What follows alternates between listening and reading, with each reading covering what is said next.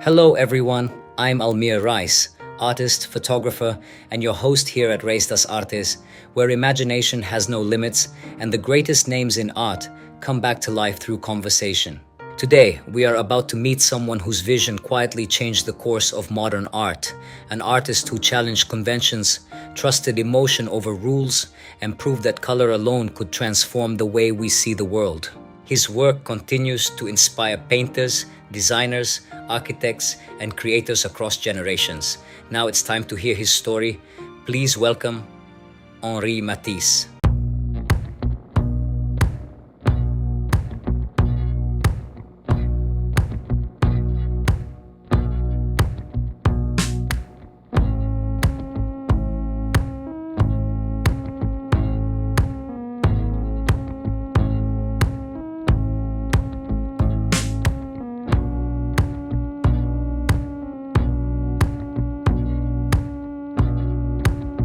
Thank you very much, Almir. It is truly a pleasure to be here and to have the opportunity to share a few thoughts with you and your audience. Art has always been my way of understanding the world and expressing what words often cannot. If our conversation encourages even one person to look at art with fresh eyes and an open heart, then our time together will have been worthwhile. So thank you for your warm welcome. I'm delighted to be here. Henri, first of all, I'd like to sincerely thank you for accepting my invitation. It is a true honor to welcome someone whose work has inspired generations of artists around the world. Every great story has a starting point. Tell us, where and when were you born? I was born on December 31st, 1869, in Le Cambrésis, a small town in northern France. It was a quiet and rather traditional place, very different from the artistic world that would later become part of my life.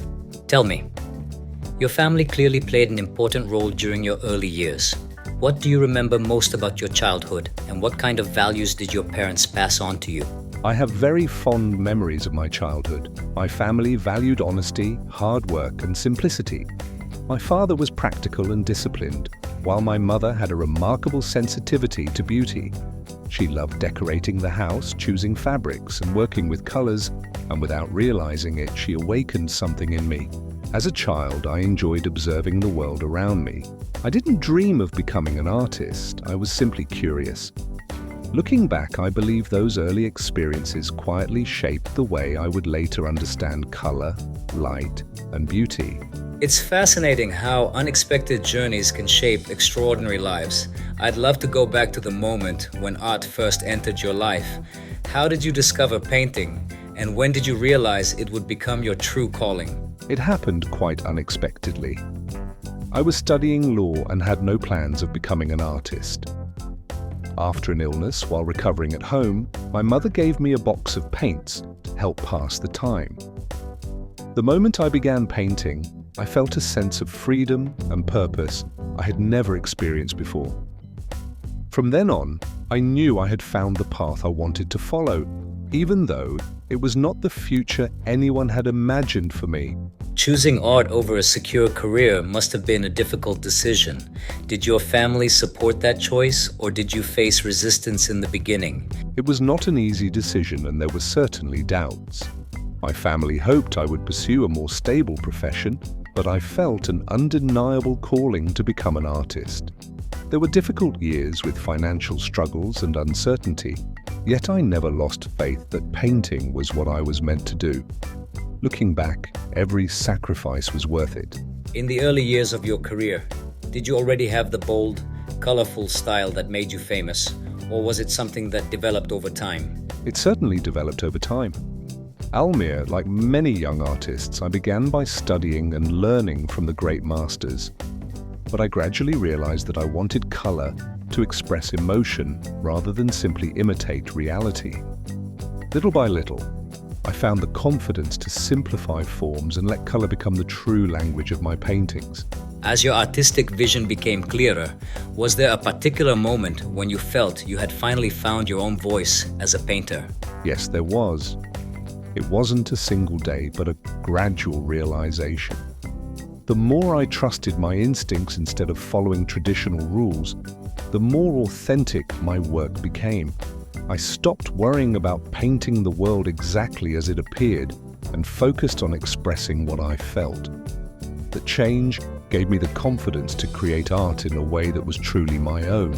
Henri, in 1905, your paintings caused quite a stir at the Salon d'Automne in Paris, and that exhibition gave birth to what became known as fauvism. What was it like to see your work receive such a strong reaction? It was certainly unexpected. Some people were fascinated, while others were shocked by the bold colors and simplified forms. But I never painted to provoke. My goal was to express emotion through color, create a sense of harmony, rather than simply imitate nature. Looking back, I believe those reactions showed that art was entering a new chapter. Every great artist is inspired by those who came before. Which artists or experiences had the greatest influence on your artistic vision? I learned a great deal by studying the old masters, but I was also deeply inspired by artists like Cézanne, Van Gogh, and Gauguin. My travels opened my eyes to new ways of seeing color and light, especially in North Africa. I also admired the beauty of Islamic art, where patterns and color create harmony without relying on realistic representation. All of these influences helped me discover my own artistic language. As your career continued to grow, you created some of the most celebrated works in modern art. Looking back, which of your paintings or series do you feel best represent your artistic vision, and why? It is always difficult for an artist to choose favorites, but dance holds a very special place in my heart because it captures movement, rhythm, and the joy of life through simplicity. Almir, my odalisques allowed me to explore color, pattern, and light in new ways, while my interior scenes reflected the harmony I always searched for. Each series represented a different chapter of my life, but they all shared the same purpose: to create beauty, balance, and emotion through color.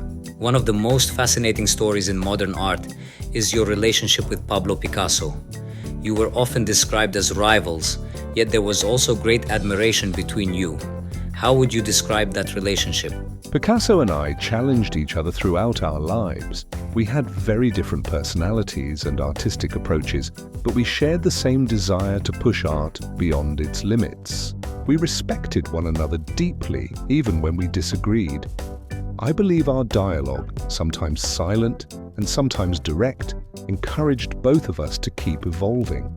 In many ways, we were competitors, but we were also companions on the same artistic journey. There came a time when your work was being exhibited and collected around the world.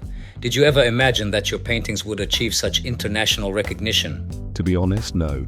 When I began, my greatest hope was simply to paint with honesty and remain true to my vision. Recognition is gratifying, but it was never my primary goal. What mattered most was creating work that could bring emotion, balance, and perhaps a moment of peace to those who experienced it. Knowing that my art reached people across different cultures is one of the greatest rewards I could have received.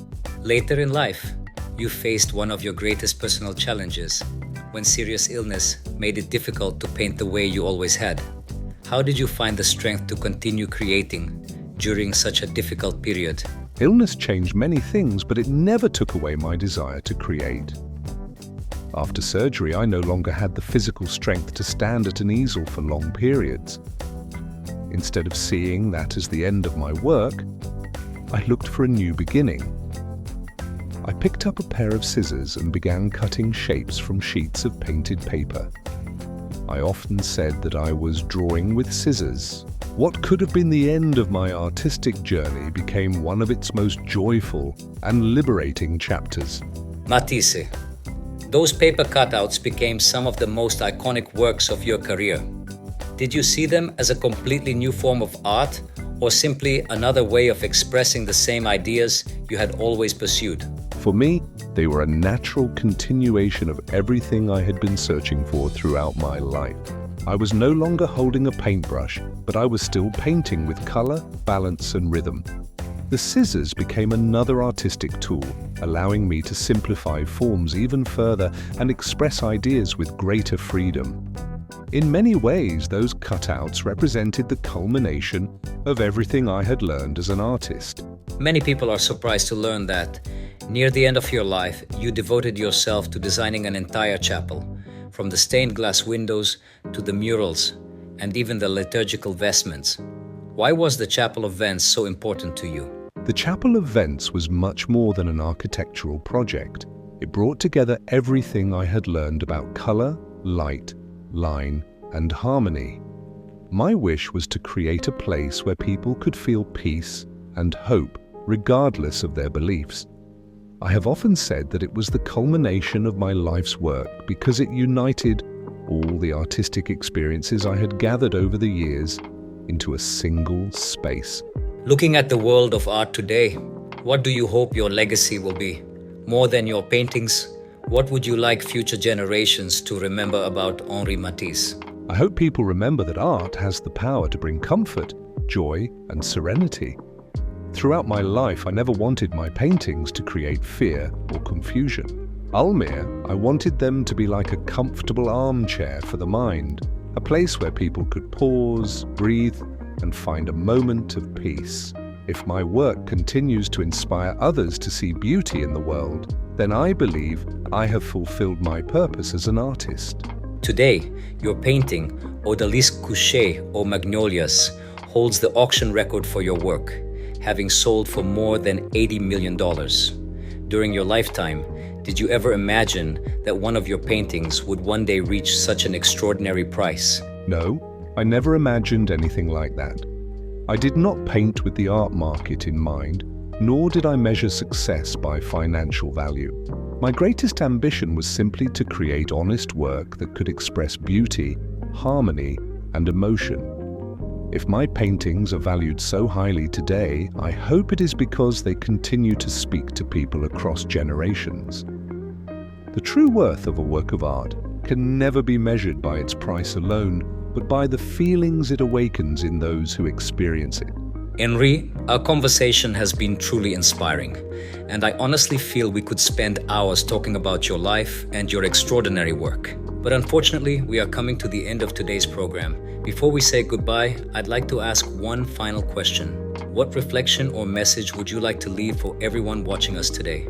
I would simply say this: never stop looking at the world with curiosity and wonder.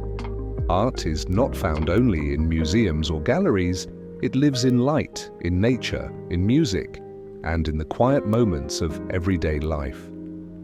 If my work has taught anything, I hope it is that beauty has the power to bring comfort, hope, and joy.